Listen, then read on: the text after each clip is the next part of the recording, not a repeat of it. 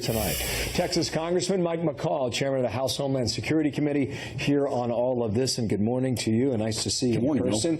What does the viewing audience need to understand about what is happening now and why? I think that they have developed one of the most sophisticated, most destructive, dangerous devices I've seen to the aviation sector since 9/11.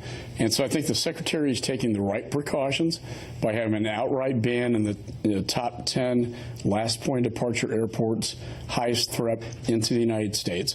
But in addition, what he did yesterday was he expanded that to 280 airports that are last point of departure airports into the United States to increase security, not ban outright laptops coming on the flights, but rather the screening of devices, passengers, canines. If they can't come up to these standards, then they get put on the outright ban list. But I haven't seen a threat like this, Bill, really, to the aviation sector since the 9/11. Well, what did 16 years now? What do you think they see that scares them so much? They have been able to turn laptop devices into explosive devices. And so the concern is an inbound flight coming into the United States and blowing up over the skies of America.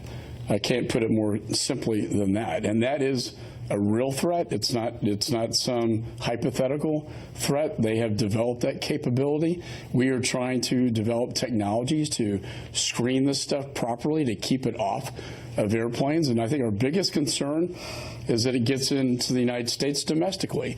And at that point, we have to reassess the response. I think it's an evolving threat, just like the shoe bomber, just like what we saw Sharm el-Sheikh, that airline getting brought down. They have consistently tried to bring down aircraft since 9/11. It is the crown jewel.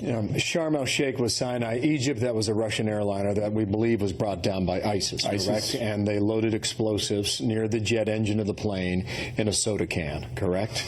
So if they're able to do that on such a small device, what is their capability now? And it appears to be significant. If today it's the laptop, you talk about a progression. If today's the laptop, is it the iPad in a year?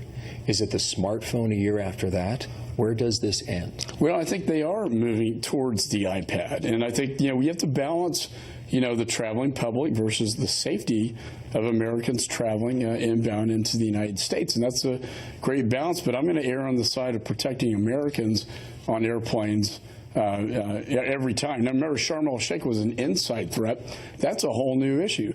Even if we have the technology to screen this, which is questionable right now, can we protect against the inside threat? We passed legislation out of my committee to deal with meaning an inside job.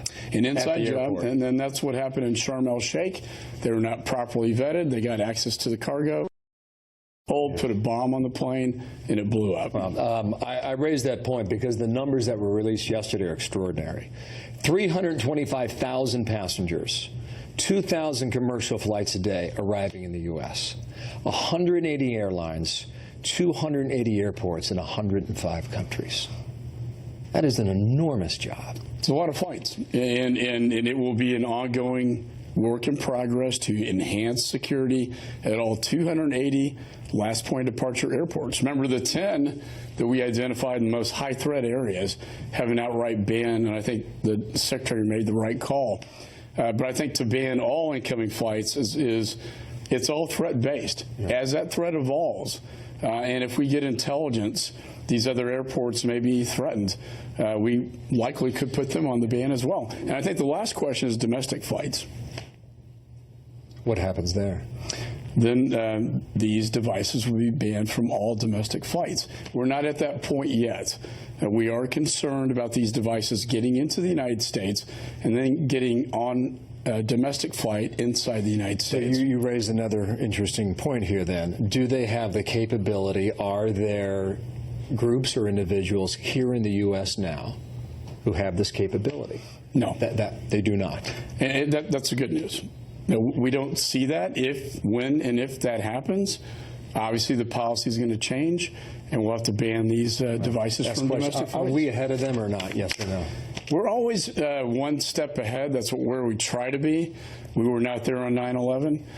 We saw Sharm el-Sheikh, the shoe bomber. They are constantly trying to target aviation, and we have to stay one step ahead. Thank you for sharing what you know with us today. Thank you, Michael Bill. McCaul. Appreciate it. Talking